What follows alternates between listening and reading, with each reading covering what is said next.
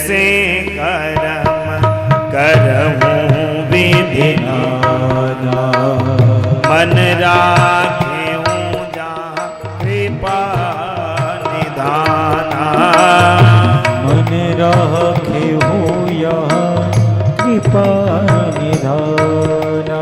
कर से कर्म करहूँ विधि नाना, कर से कर्म करो विधि नाना। मन राखेऊँ जहाँ कृपा निधाना। मन राखो यहाँ कृपा निधाना। कर से कर्म करहूँ विधि नाना। आप अपने हाथों से कोई भी कार्य करते रहो, संसार के कार्य आप अपने हाथों से भले करते रहो, लेकिन मन राखे हूँ जहाँ कृपा निधाना। मन को हमेशा गोविंद के चरणों में लगा करके रखो, मन को हमेशा भगवान के चिंतन में लगा करके रखो। परीक्षित ने कहा, गुरुदेव आप कह रहे हैं मन को भगवान में लगाएं, लेकिन मन बड़ा चंचल है। हम भगवान का भजन करने बैठते हैं और हमारा मन संसार में दौड़ता है।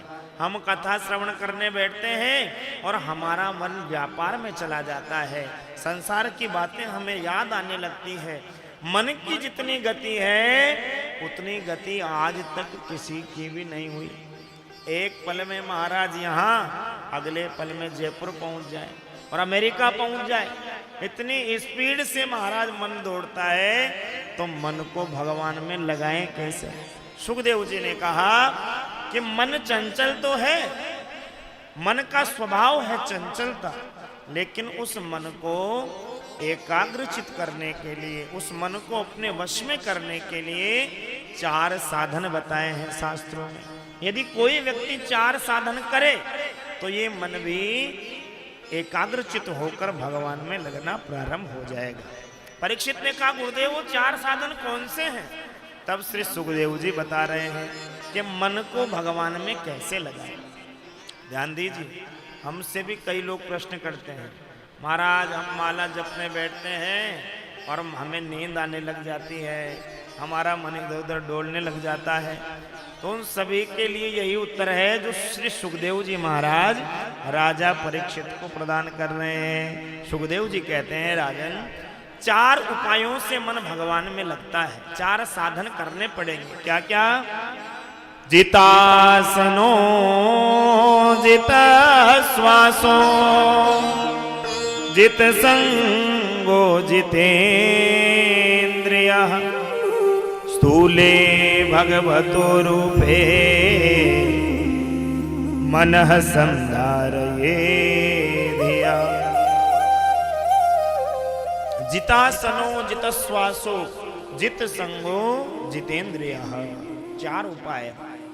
सबसे पहला जितासनो, एक आसन पर अधिक समय तक बैठने का प्रयत्न करना पड़ेगा, अभ्यास करना पड़ेगा।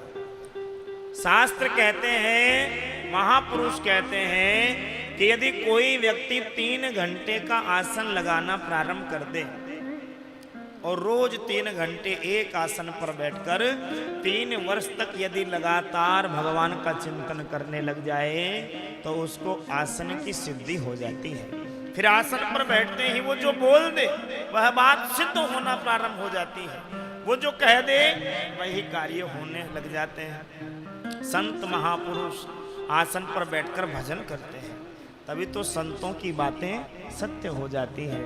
फिर लोग कहते हैं बाबा जी तो बड़े सिद्ध महापुरुष हैं, बड़े सिद्ध महात्मा हैं। सिद्ध कैसे हुए? उन्होंने पहले अपने आसन को जीता, एक आसन पर बैठ करके भगवान का चिंतन किया। लेकिन अब आसन को कौन जीते? अब तो 3-4 घंटे कथा में भी महाराज हमसे एक आसन पर नहीं बैठा जाता। 3 घंटे भी आसन पर बैठेंगे तो कभी इधर पैर करेंगे, कभी इधर, मौका मिल जाए तो व्यासपीठ के सामने पैर पसार देंगे, ठाकुर जी कोई चरण दिखा देंगे, क्या आप हमारे चरण देखो, हम तो आपके क्या देखेंगे। 3 घंटे यदि हम एक आसन पर नहीं बैठ सकते तो भगवान का चिंतन में मन कैसे लगेगा? सबसे पहले अपने आसन को जीतने का प्रयत्न करना पड़ेगा। और दूसरे नंबर पर जितश्वासो, अपनी श्वासों को जीतने का प्रयत्न करना पड़ेगा। श्वासों को कैसे जीता जाए? शास्त्रों में श्वासों को जीतने का उपाय बताया है। प्राणायाम के माध्यम से श्वासों को जीता जाता है। प्राणायाम की विधि है। प्रातः काल ब्रह्म मुहूर्त में उठकर के जो व्यक्ति प्राणायाम करता है वह कई बीमारियों से बच जाता है। लोम विलोम, ये जो रामदेव बाबा जो प्राणायाम सिखाते हैं सुबह सुबह टीवी पर आकर के, ये प्राणायाम हमारे शास्त्रों में लिखे हुए हैं, शास्त्रों में वर्णन है। प्राणायाम करने से ब्रह्मरंध्र की शुद्धि होती है, याददाश्त बढ़ती है, आयु बढ़ती है, कई बीमारियों से छुटकारा मिल जाता है और सबसे बड़ा भगवान में मन लगना प्रारंभ हो जाता है, मन एकाग्रचित होता है प्राणायाम करने से। इसलिए ब्रह्म मुहूर्त में उठकर के प्राणायाम प्रत्येक प्राणी को करना ही चाहिए। कुंभक, रेचक और पूरक, यह प्राणायाम की पूर्ण विधि है। बाबा रामदेव लोम विलोम सिखाते हैं, वह तो अपने स्वास्थ्य को ठीक करने के लिए है, लेकिन शास्त्रों में प्राणायाम की विधि है कुंभक, रेचक और पूरक। भागवत महापुराण कहती है दाएं नासा छिद्र को बंद करके बाएं नासा छिद्र से श्वास खींचें, 16 बार मन ही मन ओमकार का जाप करें या गायत्री मंत्र बोलें, फिर दोनों नासा छिद्रों को बंद करके 64 बार मन में ओमकार का जाप करें और फिर जिस नासा छिद्र से श्वास खींचा है उसे बंद करके दूसरे नासा छिद्र से धीरे धीरे श्वास छोड़ते समय 32 बार ओमकार का जाप करें। यह प्राणायाम की संपूर्ण विधि है और इस प्रकार प्राणायाम करने से हमें कई फायदे मिलते हैं। भगवान से मिलने में सहायता मिलती है, हम भगवान के नजदीक पहुंचते हैं। इसलिए प्राणायाम तो प्रत्येक प्राणी को करना ही चाहिए। अच्छा, और ब्रह्म मुहूर्त में उठने की भी बड़ी अलग महिमा है। ब्रह्म मुहूर्त में 4 बजे से लेकर 5, सवा 5, 5:30 बजे तक उठ करके जो भगवान का चिंतन कर लेता है, भगवान उस पर शीघ्र कृपा करते हैं। हमारे गुरुदेव कहते हैं कि जैसे हमारे परिवार में कोई घर में कोई भंडारा हो, कोई शादी हो, कोई उत्सव हो, तो हम सब्जी लेने के लिए मंडी जाते हैं तो किस समय जाते हैं? दोपहर में नहीं जाते, सुबह सुबह जल्दी जाते हैं और जितने जल्दी जाते हैं उतनी ही ताजा ताजा सब्जियां लेकर आते हैं।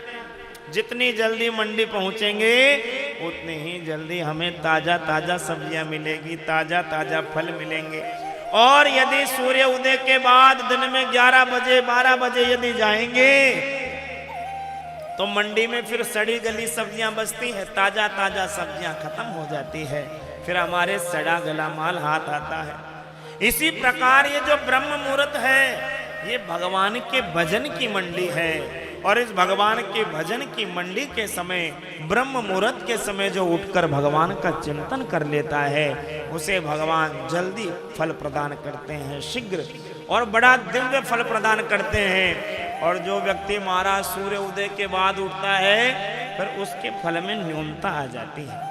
11 बजे उठे, फिर स्नान किए, फिर महाराज शिव जी के जल चढ़ाने जा रहे हैं, फिर मंदिर जा रहे हैं पूजा करने के लिए, फल तो उसका भी मिलेगा, भगवान कृपा तो करेंगे, लेकिन फल में न्यूनता आ जाएगी। जो फल ब्रह्म मुहूर्त का है वह फल महाराज किसी समय का नहीं है। ब्रह्म मुहूर्त की बड़ी महिमा है, इसलिए प्राणायाम के बारे में यहाँ शास्त्रों में ब्रह्म मुहूर्त की विशेषता बताई गई है। 3 प्रकार के स्नान है हमारे शास्त्रों में, एक देव स्नान, दूसरा मनुष्य स्नान और तीसरा राक्षस स्नान। ब्रह्म मुहूर्त में उठकर के 4, 4:30 बजे जो स्नान करता है उसे देवताओं के स्नान का पुण्य प्राप्त होता है, वह देवताओं के समान स्नान है। और सूर्य उदय नहीं हुआ उससे 10 मिनट पहले तक, सूर्य उदय से पहले पहले जो स्नान करता है उसे मनुष्य स्नान का पुण्य मिलता है, वह मनुष्य स्नान है। और सूर्य महाराज आसमान में आ गया और उसके बाद उठकर के स्नान करते हैं तो वह राक्षस स्नान है। अब आप ही देख लो आप कौन सा कर रहे हैं। पहले महाराज हमारे जो बुजुर्ग लोग हैं, आप देखिए बुजुर्ग लोग कभी भी सूर्य उदय के बाद नहीं उठते हैं। बुजुर्ग लोग आज भी कई लोग हमने देखे हैं जो सूर्य उदय से पहले ब्रह्म मुहूर्त में उठ करके स्नान करके पूजा पाठ से निवृत्त हो जाते हैं, क्योंकि ये ब्रह्म मुहूर्त भगवान का महाराज भजन की मंडी है। इसलिए ब्रह्म मुहूर्त में उठकर हर सनातनी को भगवान का भजन करना चाहिए।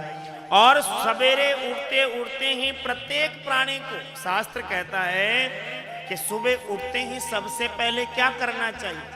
सबसे पहले सुबह उठते ही भगवान का नाम स्मरण करना चाहिए, भगवान का नाम लेना चाहिए, पृथ्वी माँ को प्रणाम करना चाहिए, अपने दोनों हस्त कमलों का दर्शन करना चाहिए, क्योंकि कराग्रे वसते लक्ष्मी कर मध्य सरस्वती कर मूले स्थितो ब्रह्मा प्रभाते कर दर्शन। सवेरे सवेरे उठ करके अपने दोनों हस्त कमलों का दर्शन करने से लक्ष्मी जी के दर्शन का, सरस्वती जी के दर्शन का, ब्रह्मा जी के दर्शन का पुण्य प्राप्त हो जाता है। इसलिए सुबह उठते ही दोनों हस्त कमलों का दर्शन करना चाहिए। लेकिन महाराज अब कौन करे हाथों का दर्शन। पहले तो महाराज प्रभाते कर दर्शनम था, लेकिन लोगों ने प्रभाते कप दर्शनम कर दिया। अब तो महाराज चाय का कप जब तक बेड पे नहीं आ जाए, और ये बात भी महाराज आप लोगों की आयु तक सीमित रह गई। हाँ, अब जो ये नई पीढ़ी आई है ये कप दर्शन भी नहीं कर रही, ये तो प्रभाते फोन दर्शन। सुबह उठते ही सबसे पहले तकिए के नीचे से मोबाइल निकालेंगे और सबसे पहले पूरी गंदगी दुनिया की इस मोबाइल में व्यक्ति सुबह सुबह देख लेता है। सारे संसार की गंदगी इस फोन में व्यक्ति सवेरे सवेरे ही देख लेता है। महाराज पहले तो कुसंग से बचने के लिए कहा जाता था, लेकिन आज का सबसे बड़ा कुसंग ये मोबाइल ही है। इस मोबाइल से हम जितना बच सके उतना ही महाराज बचना चाहिए। सारी दुनिया की गंदगी सुबह सुबह हमें ये मोबाइल दिखा देता है। अच्छी बातें भी दिखाता है, लेकिन अच्छाई को बहुत कम लोग ग्रहण करते हैं, बुराई को बहुत जल्दी लोग ग्रहण करते हैं। आप ही देखिए, आज यदि कहीं कोई नाचने वाली आ जाए गांव में, तो महाराज बड़ी भीड़ लग जाती है उसे देखने के लिए। लेकिन कोई कथा सुनाने वाला, कोई सत्संग सुनाने वाला आए तो कथा में महाराज लोगों की संख्या कम हो जाती है। यही तो कलयुग का प्रभाव है। कलयुग ने सबकी बुद्धि को बिगाड़ दिया है। लेकिन जो भगवान की शरण में है, जो भगवान की शरण ग्रहण करे हुए हैं, कलयुग उन पर अपना प्रभाव नहीं जमा सकता है।